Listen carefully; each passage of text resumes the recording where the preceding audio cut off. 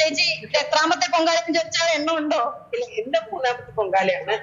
പക്ഷെ എന്റെ ഒരു ഫാമിലിയില് അമ്മയൊക്കെ ആയിട്ട് കുറെ വർഷമായി. അപ്പൊ അതൊന്നും അവരെണ്ണം എടുത്തിട്ടില്ല.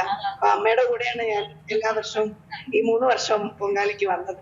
അതൊരു അമ്മ ഞങ്ങളെ വിട്ടു പോയി. അപ്പൊ അതുകൊണ്ട് അമ്മമ്മയുടെ സങ്കല്പത്തിലാണ് ഇപ്പൊ ഞാൻ പൊങ്കാല ഇടുന്നത്. അതുകൊണ്ട് എല്ലാ വർഷവും പ്രാർത്ഥിക്കാറുണ്ട് ഈ അടുത്ത വർഷം വരാൻ പറ്റണേന്ന്. അങ്ങനെ 3 വർഷമായിട്ട് മുടങ്ങാതെ വരാൻ പറ്റി. അതൊരു വലിയ ഭാഗ്യം. അവരൊക്കെ നമ്മളോട് സംസാരിച്ചാൽ അവരൊക്കെ ആദ്യമായിട്ടാണ്. പക്ഷെ അങ്ങനത്തെ ഒരു പ്രശ്നങ്ങളും ഉണ്ടായാലും കൂടെ ഉള്ള ചേച്ചിമാരൊക്കെ നമ്മൾ സഹായിച്ചതാണ്. നല്ല സന്തോഷമാണ്. കാരണം ഞാൻ ആദ്യം വരുമ്പോൾ ഇവിടെ ചാന്ദിനി ചേച്ചിയും ഫുൾ എൻറ്റയർ ഗ്യാങ് ഉണ്ടായിരുന്നു.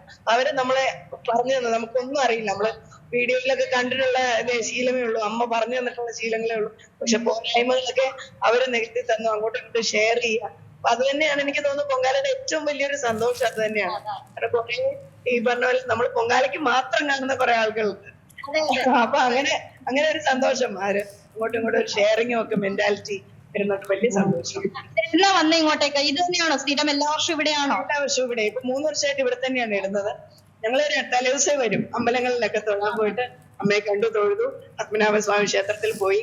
പിന്നെ ഇതിനുള്ള ഒരു ഒരുക്കം എന്ന് പറയുന്നത് ഒരാഴ്ച മുമ്പേ അല്ല, ഒരു മാസം മുന്നേ തുടങ്ങും. നമ്മൾ എന്ത് ഇടണം, എങ്ങനെ പോണം, എവിടെ താമസിക്കും, എന്ത് ഭക്ഷണം കഴിക്കും, എന്തൊക്കെ വ്രതങ്ങൾ നോക്കണം.